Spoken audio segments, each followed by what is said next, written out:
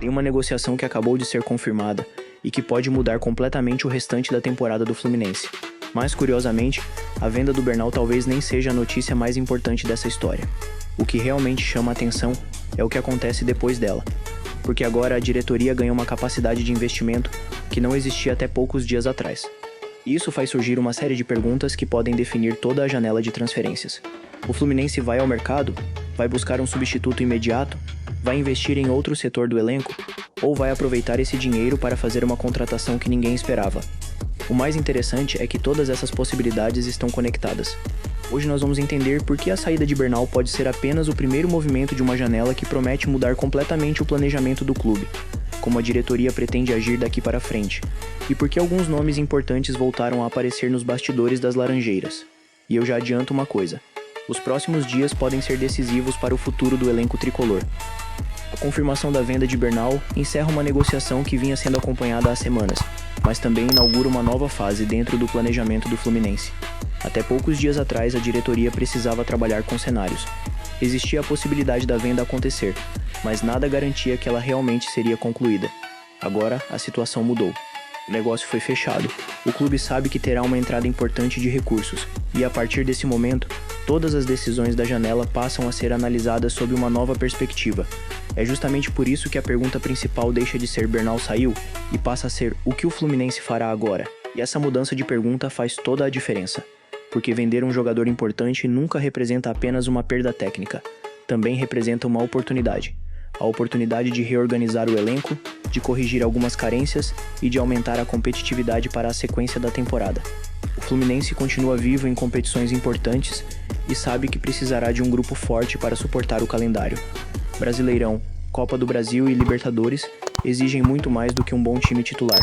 Exigem elenco, exigem alternativas, exigem jogadores capazes de entrar durante uma partida e manter o nível da equipe.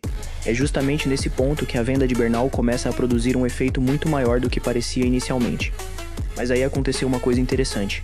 Enquanto a torcida discutia apenas o valor da negociação e se o Fluminense fez um bom negócio, nos bastidores a diretoria já trabalhava em outra direção.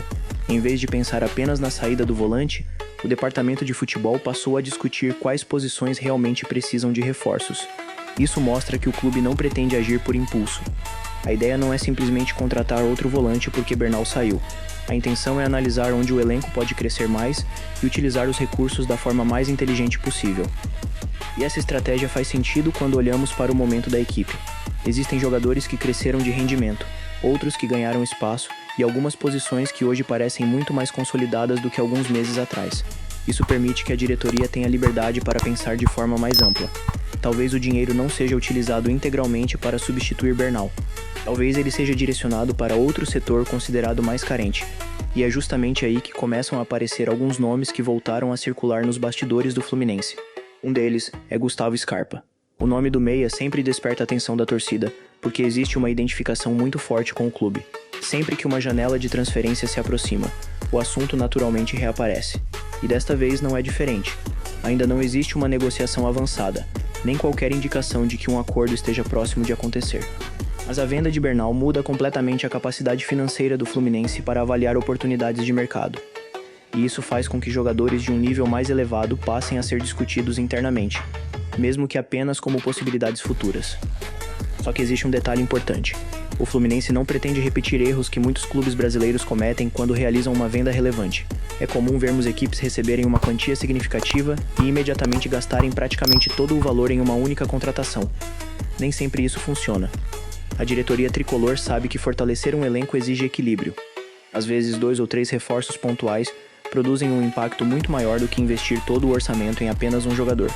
Essa é justamente a lógica que começa a orientar o planejamento da janela. Ao mesmo tempo, outro fator entra na conta: a abertura do mercado europeu. Historicamente, esse período modifica completamente o cenário das negociações. Clubes passam a vender mais jogadores, empresários oferecem novas oportunidades e atletas que antes eram considerados inacessíveis começam a aparecer no mercado. É exatamente por isso que o Fluminense prefere manter cautela antes de tomar qualquer decisão definitiva.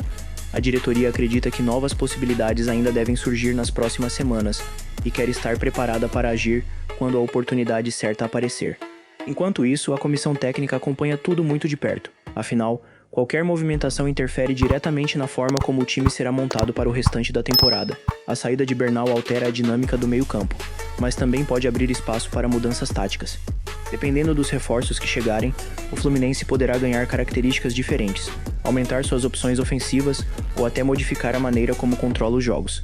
Essa é uma consequência que pouca gente percebe quando uma negociação é concluída. Não muda apenas um jogador, muda a construção de todo o elenco. E quando começamos a conectar todas essas histórias, fica claro que a venda de Bernal representa apenas o início de uma sequência de decisões importantes. O dinheiro entrou. O mercado continua aberto. A diretoria estuda oportunidades. A comissão técnica participa das conversas. E alguns nomes já começam a aparecer como possibilidades para fortalecer o grupo. Mas existe uma questão que pode definir completamente os próximos passos do Fluminense. Afinal, qual posição realmente deve receber prioridade? É justamente essa resposta que começa a dividir opiniões dentro da torcida, e que pode determinar o rumo da janela tricolor nas próximas semanas. É sobre isso que nós vamos falar na sequência, porque existem alternativas sendo analisadas que podem surpreender muita gente. Mas existe um detalhe que talvez seja ainda mais importante do que qualquer nome que esteja sendo especulado no mercado. Antes de contratar, o Fluminense precisa decidir exatamente qual será a prioridade desta janela. E essa resposta não é tão simples quanto parece. Porque quando um clube recebe uma quantia importante por uma venda, a tendência da torcida é imaginar que basta sair ao mercado e contratar um substituto imediatamente. Só que internamente, a lógica é completamente diferente. A diretoria sabe que esta pode ser a principal oportunidade da temporada para elevar o nível do elenco. E exatamente por isso cada decisão precisa ser tomada com muito cuidado. Hoje o Fluminense possui um grupo competitivo, mas também apresenta algumas necessidades que ficaram evidentes ao longo dos últimos meses. Em determinados jogos faltou intensidade, em outros faltou profundidade pelo lado do campo, e também houve momentos em que o elenco mostrou dificuldade para manter o mesmo nível quando alguns titulares precisaram ser preservados. Isso faz com que a comissão técnica enxergue esta janela como uma oportunidade para aumentar as opções e tornar o time mais forte em diferentes cenários. A ideia não é simplesmente preencher uma vaga deixada por Bernal. A ideia é aproveitar esse movimento para melhorar o elenco como um todo. É justamente nesse momento que o mercado começa a ganhar importância, porque uma venda relevante normalmente muda a forma como empresários e outros clubes enxergam o Fluminense. Jogadores que antes nem cogitavam negociar passam a observar o clube de maneira diferente. Agentes começam a oferecer atletas. Algumas oportunidades aparecem de forma inesperada. E cabe à diretoria filtrar tudo isso para identificar o que realmente faz sentido dentro do projeto esportivo. Nem todo jogador disponível deve ser contratado. Nem toda oportunidade representa um bom negócio. E é justamente essa capacidade de escolher que pode definir o sucesso da janela. Nesse contexto, um nome voltou naturalmente ao debate entre os torcedores: Gustavo Scarpa. Sempre que o Fluminense entra em uma janela de transferências com capacidade financeira, o nome do meia reaparece nas conversas. A identificação construída durante sua passagem pelo clube faz com que a torcida sonhe com um retorno, principalmente em momentos como este. Mas existe uma diferença importante entre desejo e planejamento. Até o momento, não há indicação de que exista uma negociação encaminhada. O nome aparece muito mais como uma possibilidade de mercado do que como uma operação em andamento. Mesmo assim, o simples fato de esse tipo de jogador voltar a ser discutido mostra que a venda de Bernal mudou o patamar das conversas dentro do clube. Mas aí surge uma nova pergunta: será que investir em um meia é realmente a prioridade do Fluminense? Ou seria mais inteligente utilizar esses recursos para fortalecer outras posições? Essa é justamente a discussão que acontece nos bastidores. O departamento de futebol analisa o elenco de forma completa. Observa quais setores apresentam maior necessidade, quais jogadores da base podem receber oportunidades e quais reforços realmente fariam diferença na disputa das competições restantes da temporada. Essa análise é muito mais profunda do que simplesmente escolher um nome conhecido do mercado. Outro fator pesa bastante nessa decisão: o calendário. O Fluminense terá uma sequência intensa de jogos, com pouco tempo para treinamentos e viagens constantes. Nessas condições, possuir um elenco equilibrado costuma ser mais importante do que depender exclusivamente de grandes estrelas. A comissão técnica sabe que, ao longo de uma temporada longa, lesões, suspensões e desgaste físico fazem parte da rotina. Por isso, aumentar o número de jogadores capazes de atuar em alto nível pode representar uma vantagem competitiva enorme na reta decisiva do ano. Enquanto isso, o mercado continua se movimentando. Clubes brasileiros negociam atletas, equipes europeias intensificam seus investimentos e novas oportunidades surgem praticamente todos os dias. Isso significa que a janela ainda está longe de terminar. Muito pelo contrário. Historicamente, os movimentos mais importantes costumam acontecer justamente nas próximas semanas, quando algumas negociações destravam e jogadores passam a buscar novos destinos.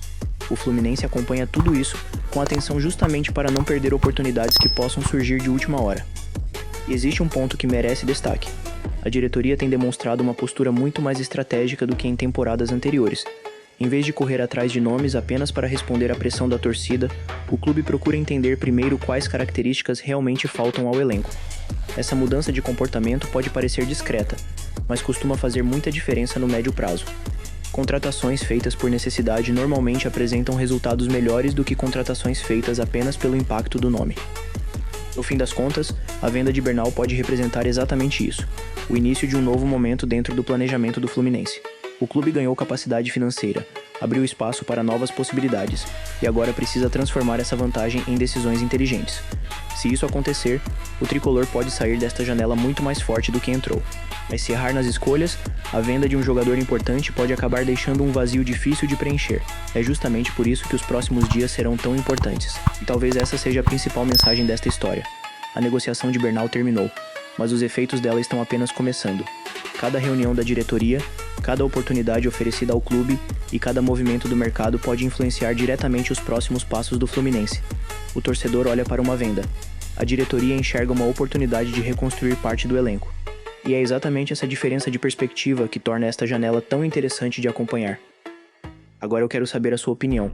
Se você estivesse no lugar da diretoria, qual seria a prioridade absoluta para utilizar o dinheiro da venda de Bernal? Você investiria em um nome de peso como Gustavo Scarpa? Buscaria reforços para outras posições ou dividiria esse orçamento em 2 ou 3 contratações para fortalecer o elenco como um todo? Escreva sua opinião aqui nos comentários, porque eu quero saber como a torcida montaria esse Fluminense para a sequência da temporada. E se você acompanha diariamente notícias, bastidores, mercado da bola e análises completas do tricolor, aproveite para se inscrever no canal e ativar as notificações. A janela de transferências está longe de acabar, e tudo indica que as próximas movimentações podem mudar completamente o futuro do Fluminense em 2026.